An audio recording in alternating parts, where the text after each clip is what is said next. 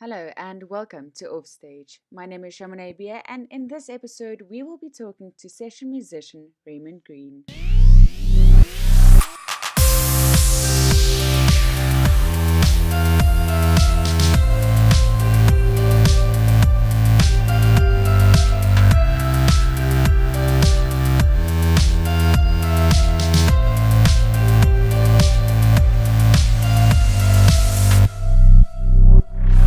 Hello, Raymond. Welcome to Offstage. Hey, how's it going? Good to be here. Cool. Raymond, so you are a session guitarist. So, how did this start out for you? So I started playing guitar when I was 12. That's when I firstly picked up the guitar. My parents bought me my first guitar for my birthday. I went to different lessons throughout primary school and high school, and then kind of towards the end of my high school years. I think probably when I was in, I don't know, grade 11. Up until then, I'd been playing in church, in my church band, which actually was, at quite a high standard. And my playing kind of improved a bit, and I was actually a guitarist at that point. And then, at the church that I was at, there was a lot of, really, really, great musicians and people that were in the industry. And there was a guy called Trevor Sampson. He was a gospel singer, gospel artist. He had a studio, and he said, "Hey, listen, why don't you? I need some guitars on this project. Why don't you come record?" And that's really what I wanted to do. I kind of at that point, the idea of being a session player sounded amazing. Although I didn't really know that I was capable, or I didn't know, I just had no experience. So when I got to record with Trevor, he was really, really patient with me, and gave me a lot of leeway to kind of just to get some experience with him, and that was really awesome. And so, yeah, he would do like an album or two, and then I got to record on that. And then after school, yeah, I kind of went to study music at Allenby, which is now Damlin. But yeah, I studied there for 2 years, and in that I did a little bit more recordings with other people, and got a bit more experience that side. And then when I got out of college, that was it. I got married quite early. In fact, as I got out of college, I got married. So I was 19, got engaged at 19, got married at 20, and pretty much, started making my living from playing guitar. So I would taught for a couple of years, and then as my session work started to get more busier, I kind of transitioned over eventually to mainly sort of just being session guitar player. So I would play on people's albums. I would do live gigs with the bands that I was in, and it kind of took a while for it to become something that I could actually say, all right, I'm doing this full time. But I got quite lucky with certain opportunities. I think probably the biggest break that I had in terms of playing sessions was, yes, like, I think I don't know. It was when Idol started, South African Idol started, like the very first season, and I had a good friend of mine that I knew through church, a guy called Crichton Goodwell, who's actually a very prominent producer. But in those stages, we were kind of young and hungry to make music, and he started producing. And I remember it was one Sunday, I got a call from a guy that he was working with on a single for Heinz Winkler, who won Idols. And this guy Brian O'Shea, who's also quite a prominent producer, bit of a legend in South Africa. He phoned me and said, "Hey Ray, listen, are you keen to play on this song?" And I was like, "Wow, that would be the most awesome thing to do." And I remember being so incredibly nervous, thinking, "Wow, man, gee, I don't know if I'm going to be able to do this," but I just did it. Drove through there on a Sunday, and we recorded the track, which was called "Once in a Lifetime." I still can remember that, a very Westlife type of track. Uh, and yeah, that pretty much kind of set me on a good path. From that point, Brian would book me on a lot of other things, and then things just kind of started snowballing until I was like in the right kind of click. Yeah, and that's pretty much how it started. It was really just a lot of word of mouth. Being a session guitarist is not something that you can kind of study for and go, okay, cool, now I've studied, so now let me get a job as a session guitarist. It's not like that. The music industry is it's very much word of mouth based, and who you know, and trial and error and being thrown in the deep end and just being hungry to to do well. And yeah, and then over 20 years later, I'm still busy doing it. So that's it. That's really a cool story, especially knowing that this is how you started out and then also progressed to, because you do a lot of shows and you work with a lot of big names. So, as a solo, well, kind of a solo artist and also a session musician, what would you say is the most important part of getting your name out there? You just need that one good break that kind of puts you with the right people, and really it's kind of letting that snowball. And then what happens is one good producer will speak to somebody else and say, hey, use this guy, and it's quite tricky because a lot of producers are quite, I wouldn't say clicky, but they use the guys that they know, that they're friends with, and that they know are going to do a great job. And so getting them to use somebody different is usually quite difficult. But I just think my philosophy is you kind of treat your last session or gig like it's your last one.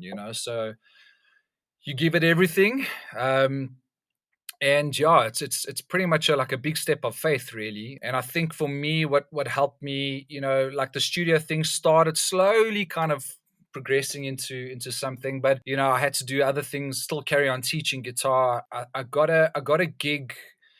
Sure, it must have been about, I think, 2003, 2004, with Danny Kaye. And at that stage, he was really kind of at his peak in the business. And I'm not really sure how I even got this. It was somebody that recommended me, to do this gig. And there was a guy called Craig David, who's an international artist. He was coming to South Africa to do a tour, to do 3 shows, one at the Dome, one in Cape Town, one in Durban. And so Danny Kaye was the opening act. And yeah, I mean, it was like a really, really, really big, probably the biggest type of gig that I'd ever done.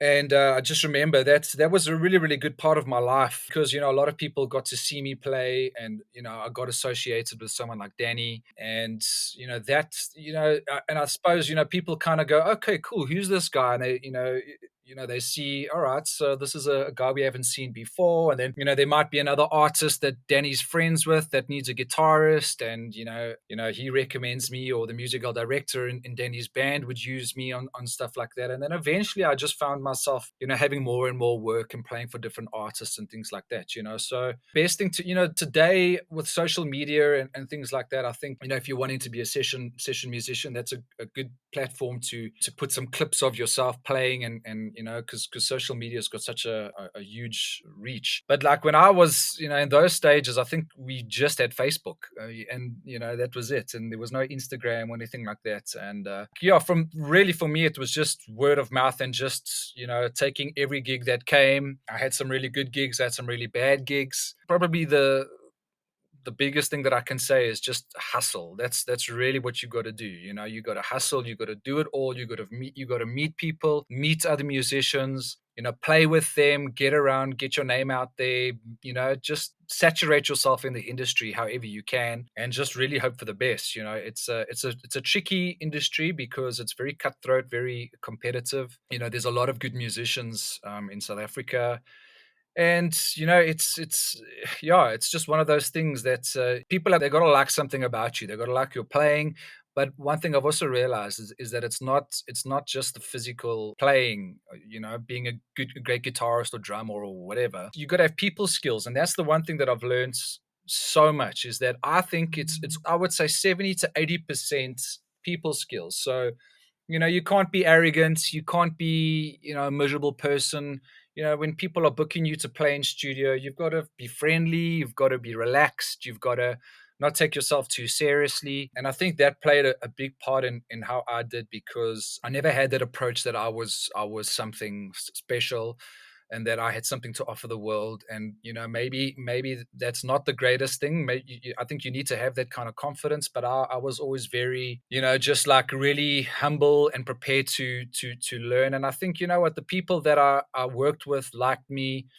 We got on well, and that's just a massive part. So if you want to break into the session world, you got to actually just be a nice person to hang out with. The first time that I met you was at Bitfest, which is the biggest stage for a conference in South Africa because I think it was 44 meters by 10 meters. You remember that stage was. It was massive. I remember I met you because like you just like started the conversation and you were so nice and so humble. And I think that is kind of what stuck. Yeah, it's weird. I mean, even when you say, like I'm so well known in the industry, I always have a hard time believing that because I never really ever see myself. I never carry that. I don't know that sort of attitude that hey, I've made it because I think when you're a session musician, you also realize you can so easily be replaced. There's so many great musicians in the country, and you take nothing for granted. And for me, it really just is it's such a blessing and an honor to be able to live out my dream of making a living as a guitar player. I never thought that would actually be something that's possible. I suppose I never ever had that feeling of hey, I've made it. Look at me. If you look at most musicians, I think we're our own worst enemies. We're like so critical of ourselves, and so I just think that's a great place to stay in where you go, listen, I'm always learning. I've always got room to grow. You don't take things for granted. Nothing lasts forever. And if you've got a stinking attitude or you think you've made it, then you've kind of stopped growing and that's a dangerous place to be in. Exactly. But also, with that being said, as a session musician, how would you say you prepare yourself for a show? Because, I mean, you've played with a lot of great people, you've done session music for a lot of great albums as well. So, how would you say you prepare yourself going into something like this? From a practical standpoint, the obvious thing is practicing. I spent a lot of time practicing guitar and trying to get better and trying to be consistent in my playing so that when an opportunity arises that I'm able to play that. For a live show, what happens generally is we'll get sent the music and the material beforehand. And because I'm not a great music reader, I don't sight read very well. I can kind of do it, but that's not really my strong point. I've always been a play by the ear guy, and so I've relied on that for a lot of things. But I don't like the surprise of getting sheet music or things like that just handed to me, and then I just sight read it on the spot. There are guys that can do that, but that's not me. And so I generally make sure that before I do a show, I've checked out the material really well. So because I hate that feeling of being the guy in the room that's dropping the ball, and it's not a great place to be in, and so I try and avoid that at all costs. So from a live aspect, I just try and make sure beforehand that I do a lot of homework and a lot of prep. And then from the studio perspective, you never know what you're going to be given, and I think that's the daunting part of being a session musician. That used to freak me out completely. Like, what if I get to the studio and I don't know how to play this thing that they asked me to play, and things like that. And I mean, there's been times that it's been like, wow, this is crazy. But I've just, I've got enough experience behind me now to kind of fake it till you make it. There's so many occasions where a producer will say, okay, cool, I want you to play this, and in my head I'm thinking, oh my word, I don't know if I'm going to be able to do that, but I just put a smiley face on and I go, yeah, cool, okay, cool, yeah, no problem.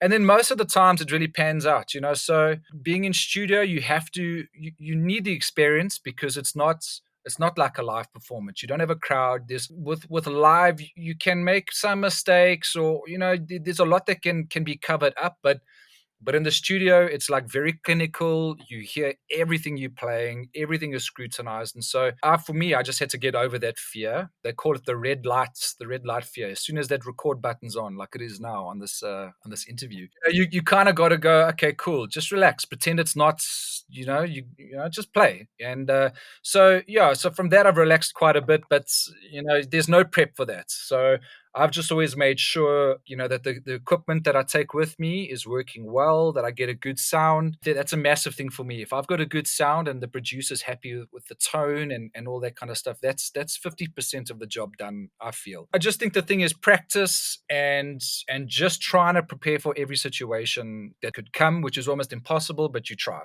Exactly. So like we've mentioned, you've done a lot of things. So you've done conference shows, live shows, you've done Afrikaans shows.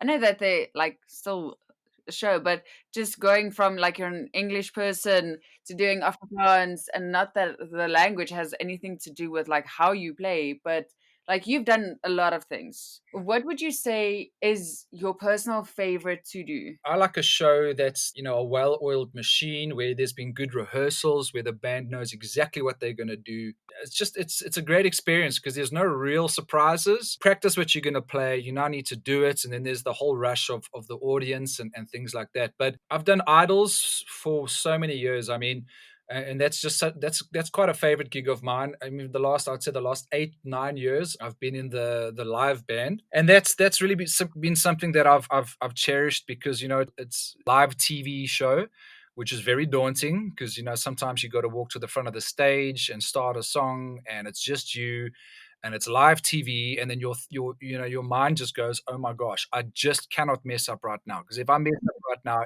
everyone is going to hear this, and sometimes it's so nerve wracking that you feel sick about it, but yet it's such a rush. So like for me, I really, really I do enjoy that. I like how slick the show is. I like how we know what we're gonna do in the song.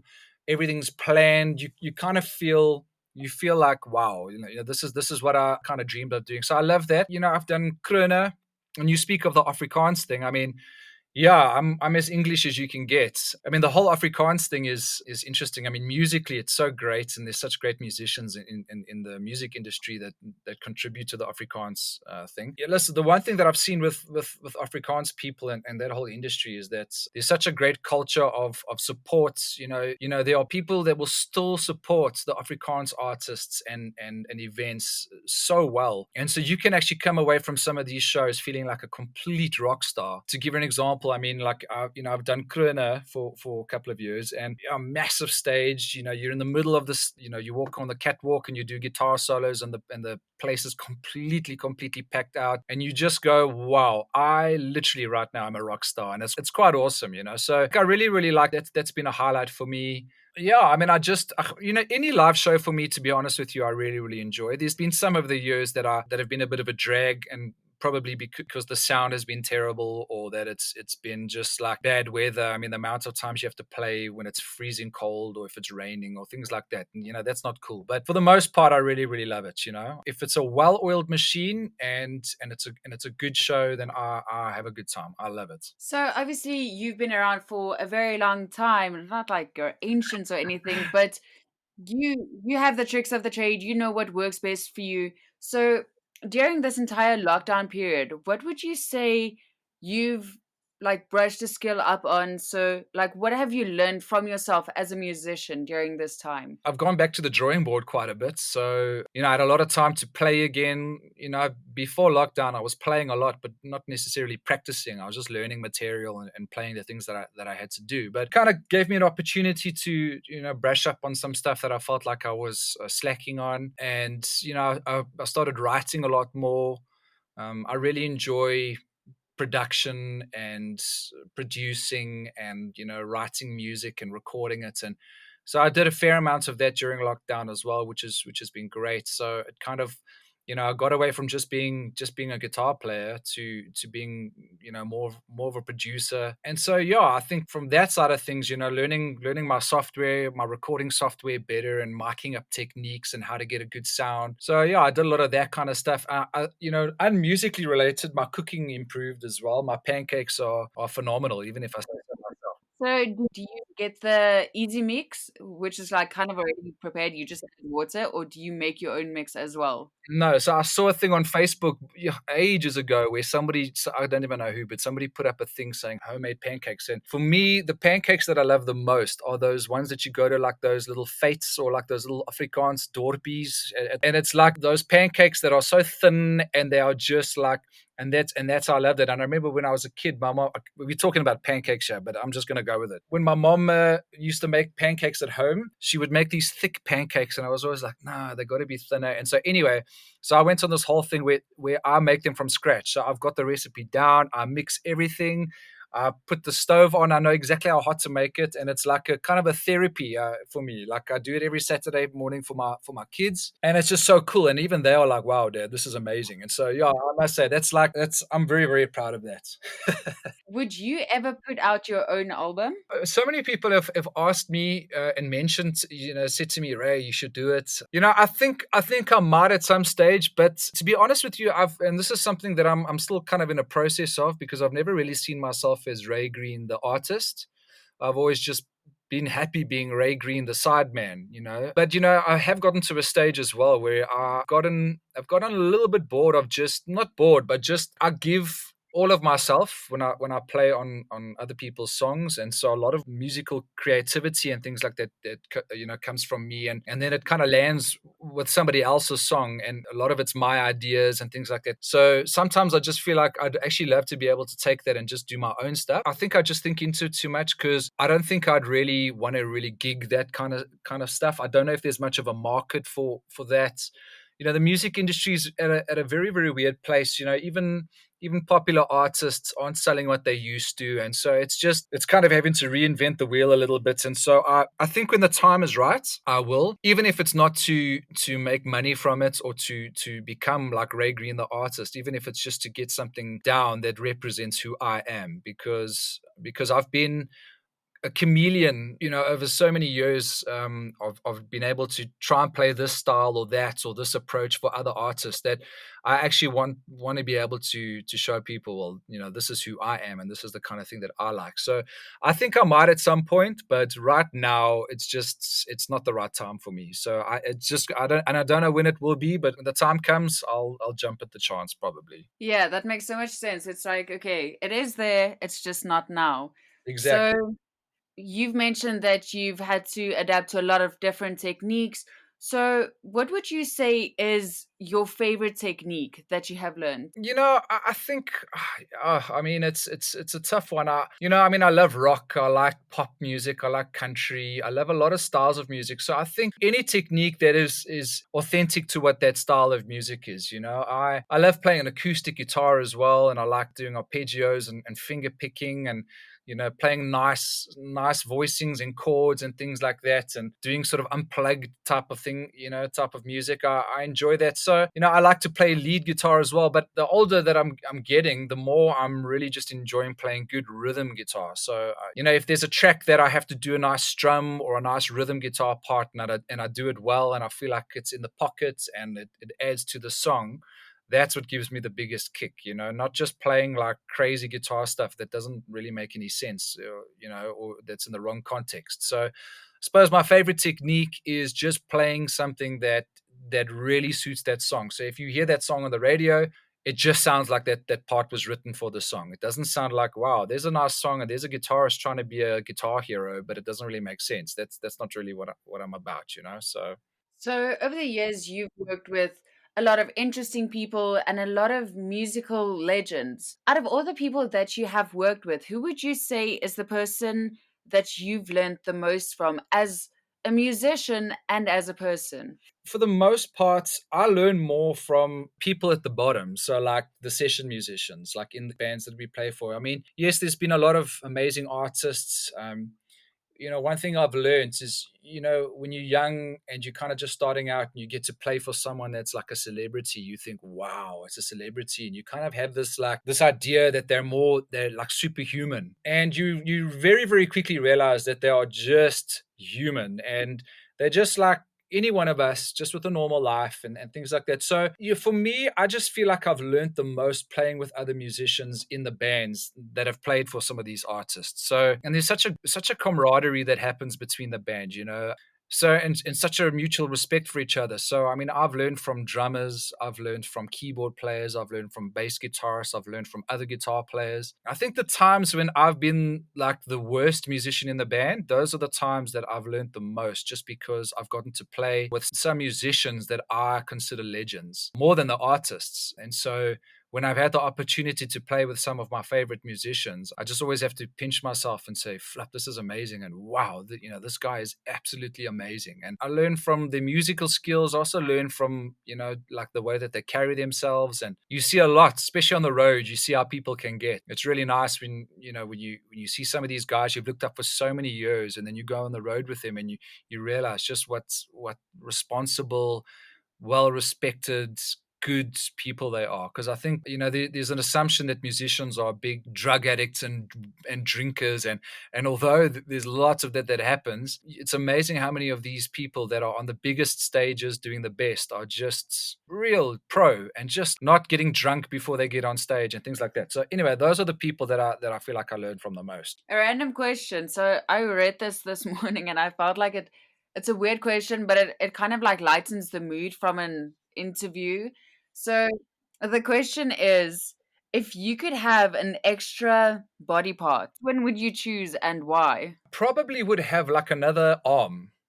I know that sounds really weird. It would just make my life so much easier. I don't know, I could play guitar at a gig and in my other new arm still have a nice drink in my hand, and as I'm playing, just have a drink. So I think that would be quite a versatile thing to have. It would look crazy, but I can just think of many reasons why an extra arm and hand would be a good thing.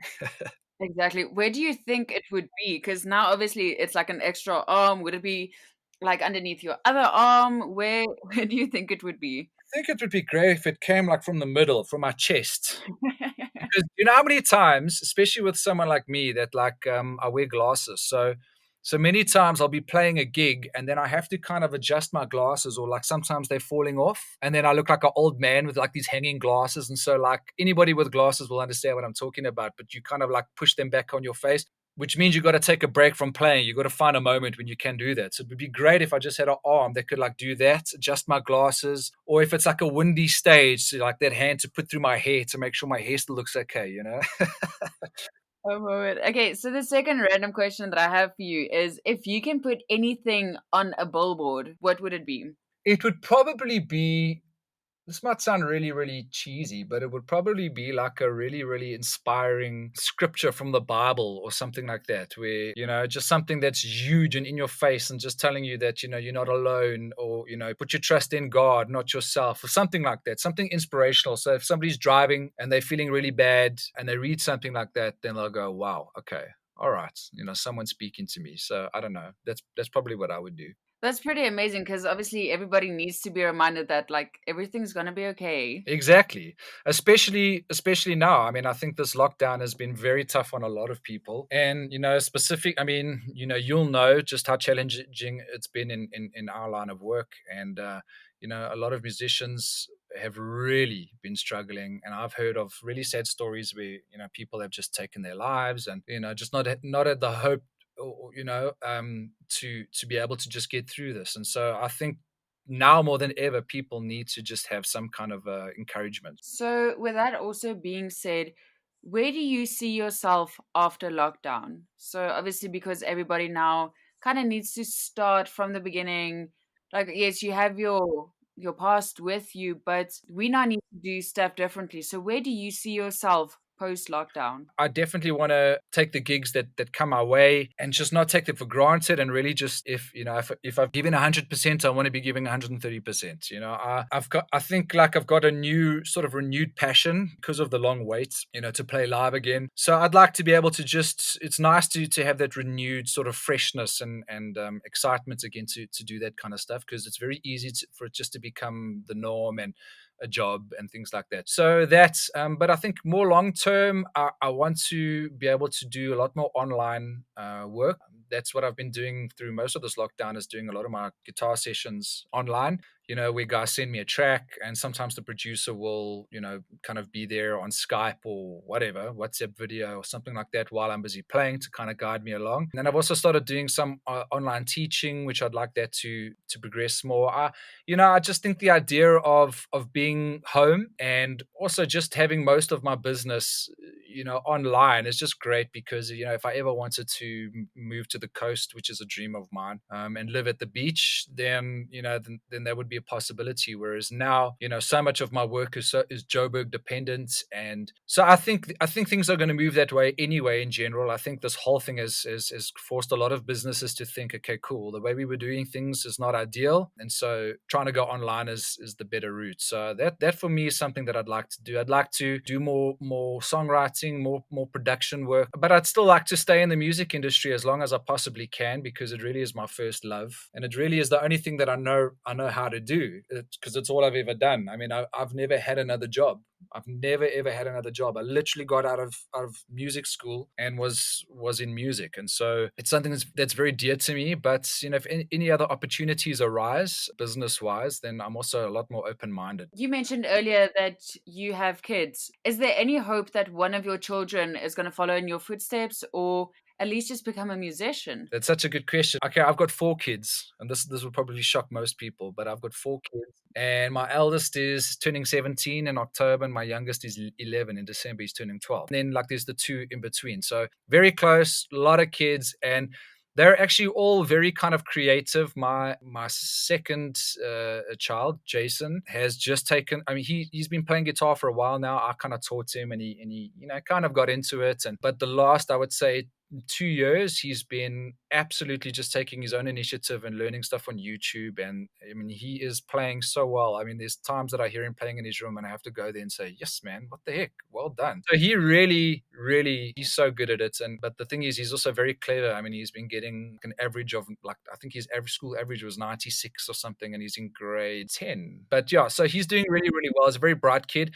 And then my youngest kid, Liam, is a really nice drummer. He's so natural. He's got a little drum kit here at the house, and most of the stuff is self-taught. He's had a couple of lessons here and there, but he's just a natural. But he's at the moment he's into skateboarding, so who knows? But definitely, at least I know one of my kids is really into music. Yeah, that is so inspiring because obviously they can look up to you, and if they don't know anything or don't understand it, you can always be there to help. But I think it's such a blessing for them because music doesn't come naturally to anybody.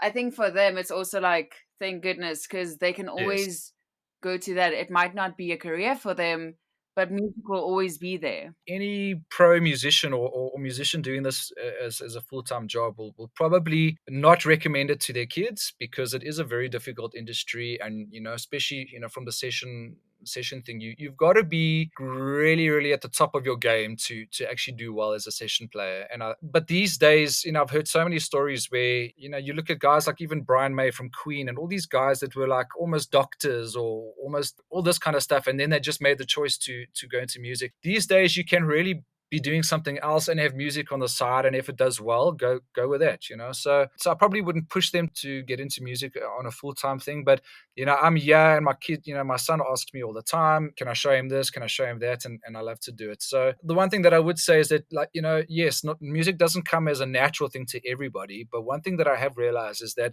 if you're passionate about something, even if you're not naturally gifted in it, I think passion is going to get you so much closer to playing than talent, because often talented people are quite lazy, and then they don't kind of strive and push themselves. Whereas people that aren't necessarily as gifted, but they just have an absolute passion to do it, they put in the hours, they put in the work. And I've seen that time and time again with even some peers of mine, and just with people I've seen that, like, it's amazing what you can do if you're just passionate about something. So I think, like, everybody should learn how to play a music instrument, because actually it's kind of easy in the beginning, and you don't have to make a career of it, but it's very therapeutic, and it's yeah, it's just an amazing thing. It's like a real spiritual thing when you're able to play, an instrument and make music with it, even if it's very simple. So if you could play any other instrument, what would it be? Drums. I can play very little bit of drums, but I love drums. That would definitely be my first choice if I had another option. That, and probably piano or keyboard, just because a lot of programming and producing really stems from knowing how to, you got to know what you're doing on keyboard to be able to program stuff and build a track together. So from a producing standpoint, probably keys. But I love the drums. I think it's the coolest instrument, and I think if you are a great drummer, it's just, yeah, no, it's super cool. Cool, man. Thank you so much for your time and setting the time off to have this chat with me. It's really been inspiring, and I love your work that you do and the fact that you are so versatile with everything. So, yeah, with that being said, good luck with everything that lies ahead and as well as the post lockdown. Ah, awesome! I appreciate it. Thank you for having me, and